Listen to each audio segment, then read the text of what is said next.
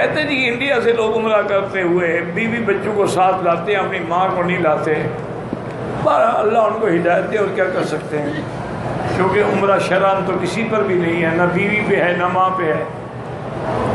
تو اگر اللہ ان کو توفیق دے تو ماں کا حق تو بیوی سے زیادہ ہے نا۔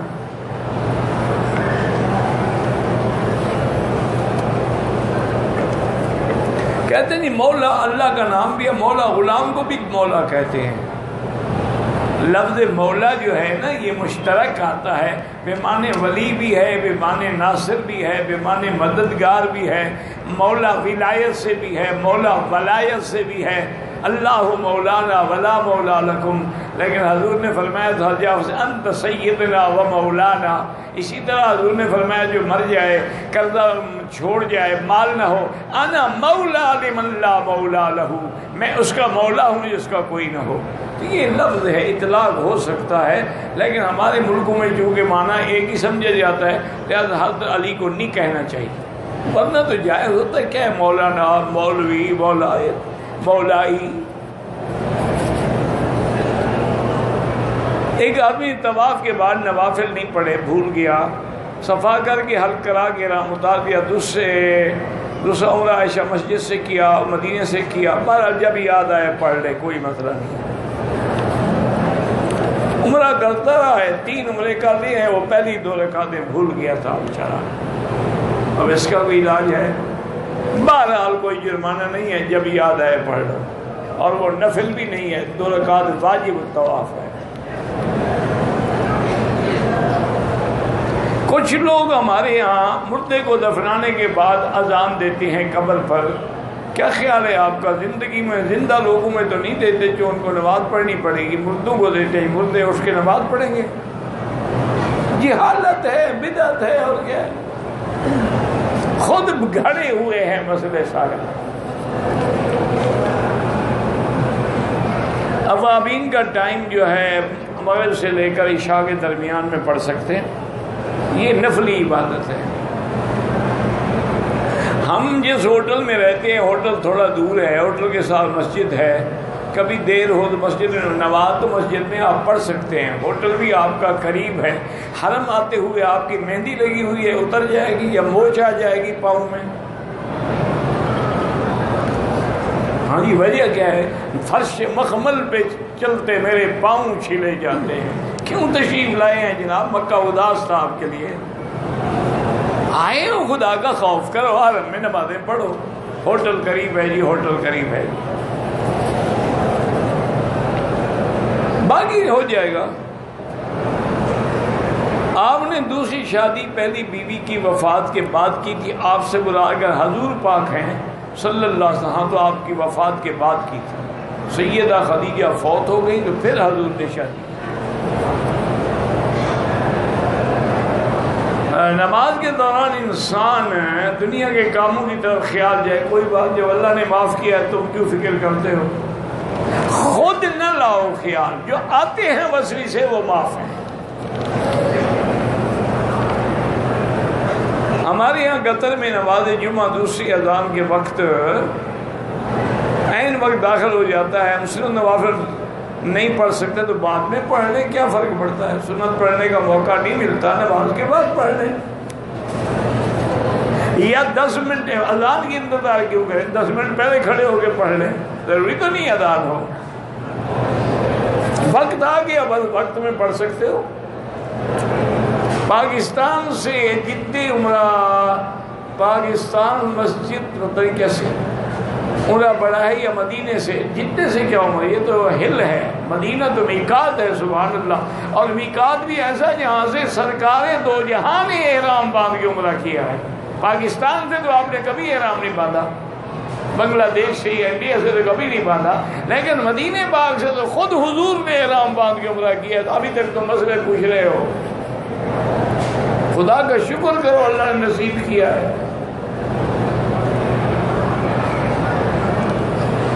اگر مرد صفا مروہ دوڑنے کے بعد اپنی بیوی کے بال کاٹ سکتا ہے، کاٹ سکتا ہے، اپنے بال بھی کاٹ سکتا ہے۔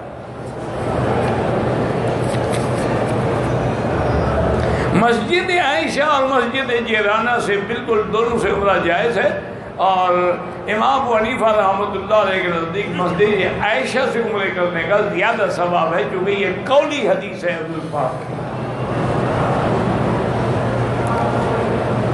عورت جو ہے عمرے میں جرابیں دستر پیر پاؤں کھلے رکھے ہو زیادہ بہتر ہے۔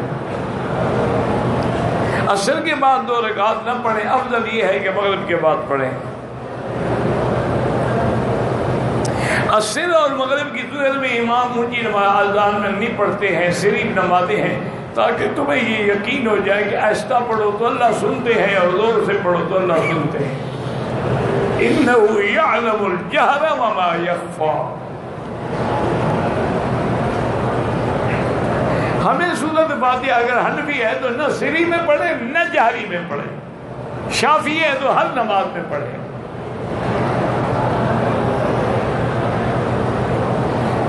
امام جب اللہ اکبر کہتا ہے رکوع میں تو ہمیں کہنا ہوگا، جب امام کہے گا سمع اللہ لمن حمدہ ربنا لک الحمد ہم کہیں گے، تو جہاں حضور نے فرمایا ہے کہو وہاں ہم کہتے ہیں، اور جہاں حضور نے فرمایا چپ رہو وہاں ہم چپ رہتے ہیں۔ اذا قرأ فانصتوا، جب امام پڑھے تم چپ رہو۔ یہ دلیل پکڑ رہا تھا، جب امام اللہ اکبر کہتا ہے تو ہم بھی تو اللہ اکبر کہتے ہیں، لہٰذا وہ پڑھتے تو ہم بھی پڑھیں۔ اور اللہ کے بندے جہاں حضور نے کہا ہے کہنے کا ہم کہتے ہیں، جہاں فرمایا چپ رہو ہم چپ رہتے ہیں۔ ہمیں حرم شریف میں ہماری چپل گم ہو جاتی ہے، بھئی کپڑے میں لپیٹ کے آگے رکھو، لوگوں کی نہ اٹھاؤ، مسئلہ یہی ہے۔ باقی اگر کسی نے پھینک دی ہے، بیکار پڑی ہے، کوئی لے لے تو انشاءاللہ گناہ نہیں ہوگا۔ ایک شخص کو قتل کیا گیا گستاخ رسول کے الزام پر۔ الزام الگ بات ہے جب تک جرم ثابت نہ ہو، یہ تو کسی پر الزام لگا دو اس کو قتل کر دو۔ تو قاعدہ یہ ہے کہ گورنمنٹ کو وہ مقدمہ دو، ثبوت لاؤ، کیس چلے، اس کی سزا ویسے ہی موت ہے۔ یہ نہیں ہے کہ خود سزا دے دو اور کون ہی گستاخ رسول تھا، تو جو اللہ کے گستاخ ہیں ان کو کون سزا دے گا؟ بھئی جو اللہ کے سجدے کعبے کے بجائے قبروں پہ کر رہے ہیں، طواف کعبہ کے بجائے قبروں کا، تو وہ خدا کے گستاخ نہیں ہے، پھر ان کو کون سزا دے گا؟ ان کو کچھ نہیں کہتے، حجی محبت میں کیا ہے۔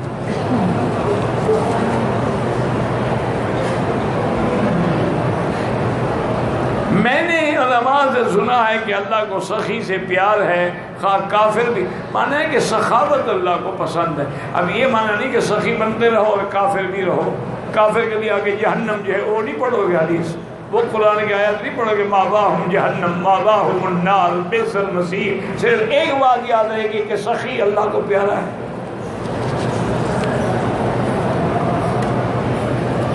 ایک لفظ سن لیتے ہیں بس اللہ کی رحمت سے مولوی بن جاتے ہیں۔ عورت احرام میں ہو، بھول کر سر سے احرام اتار دے، عورت کا احرام ہوتا ہی نہیں تو کیا اتار دے، کچھ نہیں ہوتا، یہ تو خود رومال باندھا ہوا، اس نے شریعت میں تو نہیں کہا۔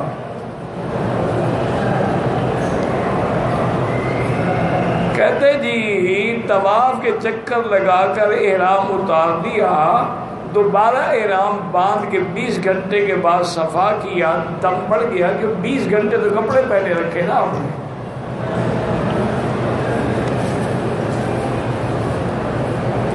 احرام سال باندھنے کے بعد وہ کون سے اعمال ہیں جن سے دم پڑتا ہے؟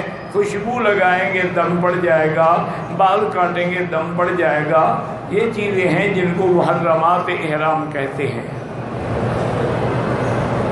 احرام کا کپڑا پتہ نہیں کرنے کے بعد کیا کریں، تمہارا کپڑا جو مرضی ہے کرو، چادر بنا لو، تولیہ بنا لو، کچھ کر لو۔ وہ یہ تھوڑا ہے کہ عمرہ کرنے کے بعد مقدس ہو گیا رکھ کے چوما کرو، بس تم مقدس نہیں بنے ہو، کپڑا مقدس ہو گیا۔ رکن یمانی جو ہے وہ یمن کی طرف ہے، اور کیا تاریخ ہے، حضور نے ہاتھ لگایا سنت ہے۔ حضرت علی کی ولادت مکے میں ہوئی تھی، کعبے کے اندر نہیں، پورے مکے کو بھی کعبہ کہتے ہیں، ہدیم بالغ الکعبہ. بہت ایک ضعیف روایت ہے. اچھا بفرض محال اگر ہو بھی تو کیا ہو جائے گا؟ شیعہ نے ایک دماغوں میں ایک خناس داخل کر دے بھئی حضور کی ولادت باہر ہوئی، حضرت علی کی چلو اندر، حضور سے افضل ہو جائیں گے. بس ایک شیعہ کا کام یہی ہے نا کہ ایک دماغ میں فتنہ ڈال دو.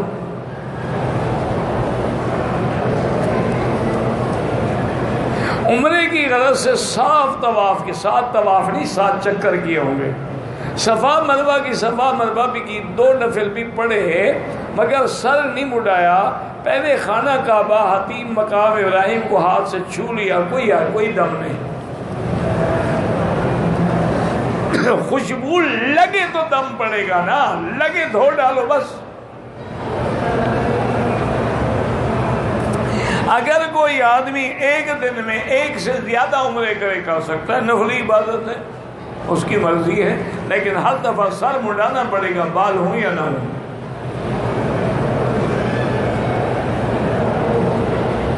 پاکستان سے آنے والوں کا میقات یلملم ہے، لیکن چونکہ ہوائی جہاز یلملم سے نہیں گزرتا ہے لہذا ایئرپورٹ سے باندھ لیں.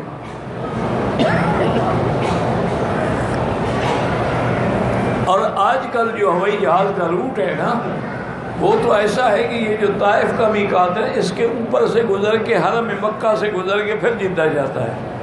وہ تو اگر احرام نہیں ہوگا تو بہت بڑا گناہ ہے، اس کو وہی ایئرپورٹ سے احرام باندھنا چاہیے.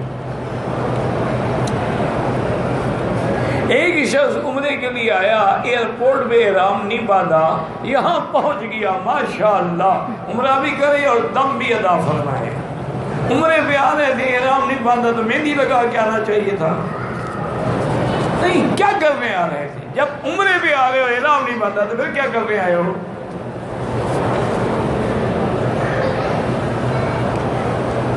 حنفی مسلک والے لوگ جو ہیں نماز جہری ہو یا سری ہو امام کے پیچھے فاتحہ نہیں پڑھیں گے، چونکہ حضور کی حدیث ہے من کان لہ امام فقراءۃ الامام لہ قراءۃ، جس کا امام ہے امام کا پڑھنا مقتدی کا پڑھنا ہے.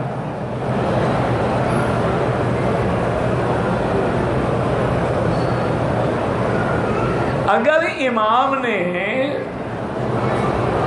پتہ نہیں کیا کیا، نماز سے یعنی کوئی گناہ ہے یعنی امام نے زمین نہیں تھا، پتہ نہیں کیا لکھا مجھے نہیں پتا.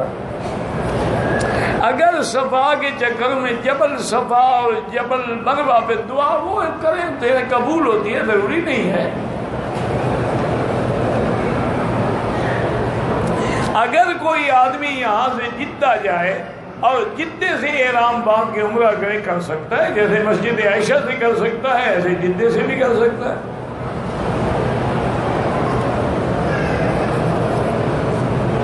ایک شخص مکے کے ہوٹل کے کمرے میں نماز پڑھ رہا ہے، قبلے کی سمت کی تعیین میں معمولی سا فرق ہے، وہ نماز ہو جاتی ہے. کیونکہ اگر کعبہ سامنے نہ ہو تو پھر پورا حرم کی بلڈنگ جو ہے یہ کعبہ ہے.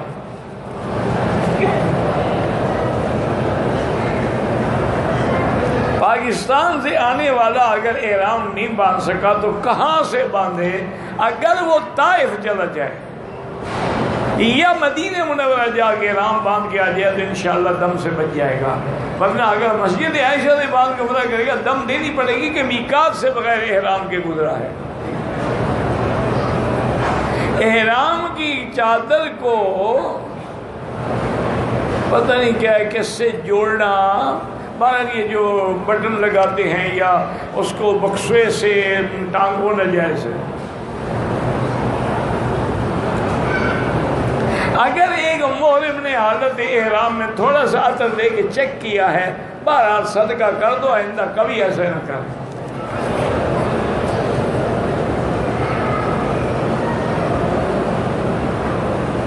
کہتے جب میں رات کو نیند کر رہا ہوتا ہوں تو بہت ڈرتا ہوں. پھر نیند کیسے آ جاتی ہے؟ نہیں، ڈرنے والے کو تو نیند نہیں آتی. تم نیند تو کر رہے ہو، ڈر کس بات کر رہے ہو؟ خواب شاب ہوگا کو دیکھا ہوگا، لا حول پڑھو. طواف بغیر احرام جراب پہن سکتے ہیں، وہ تو احرام میں پابندی ہے نا. احرام نہ ہو تو جراب پہن سکتے ہو۔ طواف بغیر احرام نوافل کی قضا، طواف بغیر احرام کے، وہ تو عمرے کے احرام میں طواف ہوتا ہے نا، نفلی طواف تو بغیر احرام کے ہوگا، اور ہر طواف کے بعد 2 رکعت پڑھیں گے۔ آب زمزم کے پانی سے چائے یا سالن بنائیں، کیوں نہ بنائیں جی، پانی ہے اور کیا ہے، لیکن ادب یہی ہے کہ اگر دوسرا پانی ملے تو اس کو استعمال نہ کریں، ورنہ تو پانی ہے۔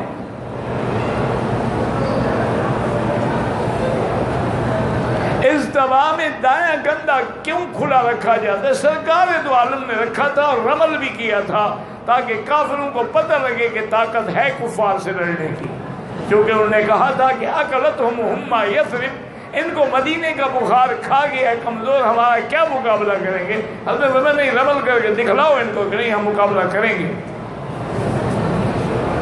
جب حضور نے کیا سنت ہو گیا۔ اگر واجب طواف کی نفلیں، جب واجب ہے تو نفلیں کہاں سے آ گئیں؟ یا واجب ہوگا یا نفل ہوگا، واجب طواف کی نفلیں، پتہ نہیں یہ کنیا مسئلہ ہی تھی مولوی کا، وہ واجب طواف ہے، حرم کے باہر بھی پڑھ سکتے ہیں، اپنے ملک میں بھی جا کے پڑھ سکتے ہیں، افضل یہ ہے کہ حرم میں پڑھو۔ طواف کرتے وقت نظر سجدے کی جگہ پہ رکھو، چونکہ طواف نماز کے حکم میں ہے۔ بعض لوگ کہتے ہیں کہ رفع یدین کے بغیر نماز نہیں ہوتی، ان کی نہیں ہوتی ہوگی، ہماری تو ہوتی ہے الحمدللہ۔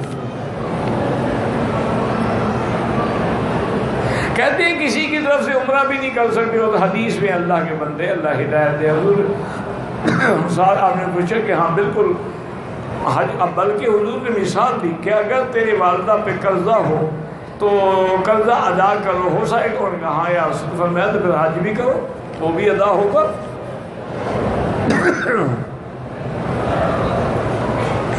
واجب الطواف ذمے میں رہ گئے ہیں، پاکستان پہنچ گیا، وہی پڑھ لے، نماز ہی ہے نا۔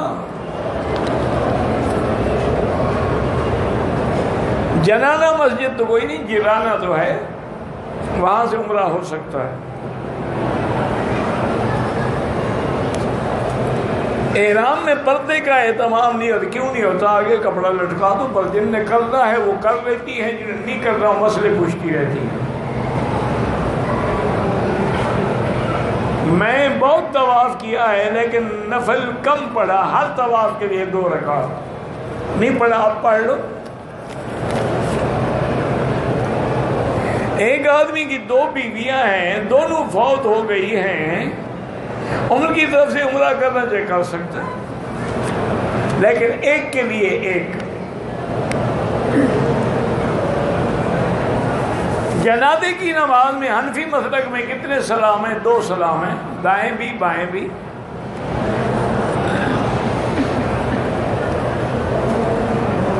جیرانہ جو ہے میقات نہیں، ہل ہے، لیکن حضور پاک نے وہاں سے عمرہ فرمایا ہے، اس لیے عمرہ ہو سکتا ہے۔ پاکستان والے ریاض میں احرام، ہاں اگر پاکستان سے ہوائی جہاز ریاض آ کے پھر جدہ آئے گا تو ریاض سے بن سکتے ہیں۔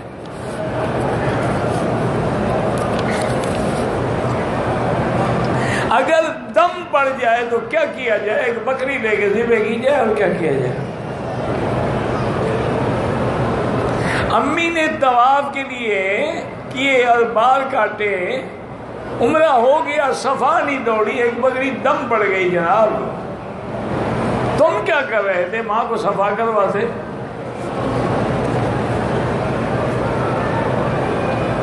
میرا نکاح ہے، اس کا طریقہ کیا ہے؟ مولوی کے پاس جائیں گے سب سمجھا دے گا،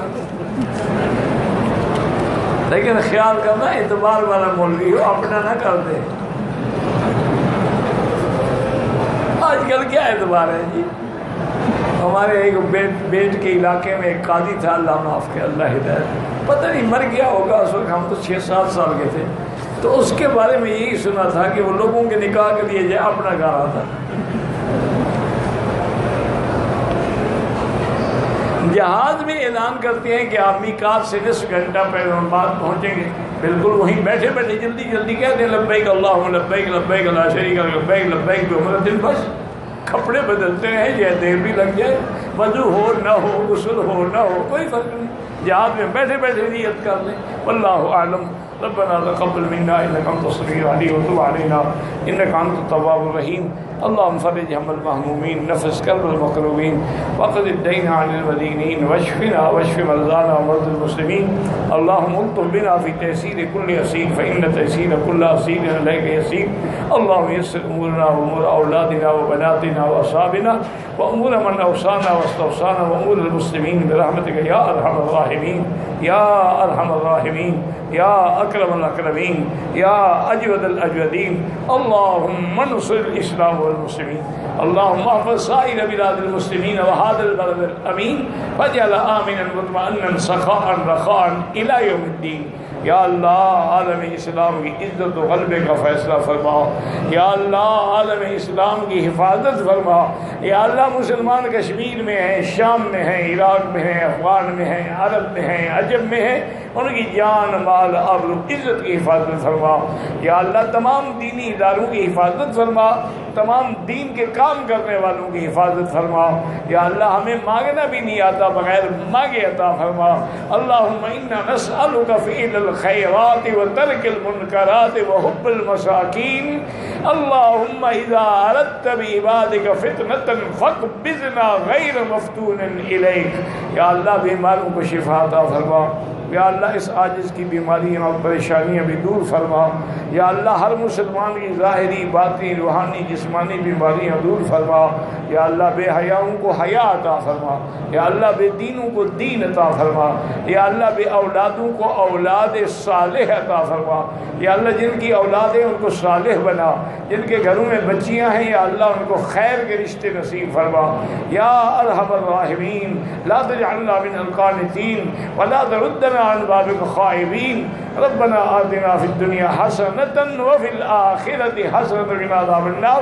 صلی اللہ تعالی علی خیر خلقہ سیدنا محمد وعلى آلہ وصحبہ اجمعین۔ اللہم صل علی سیدنا محمد وبارک وسلم علیہ۔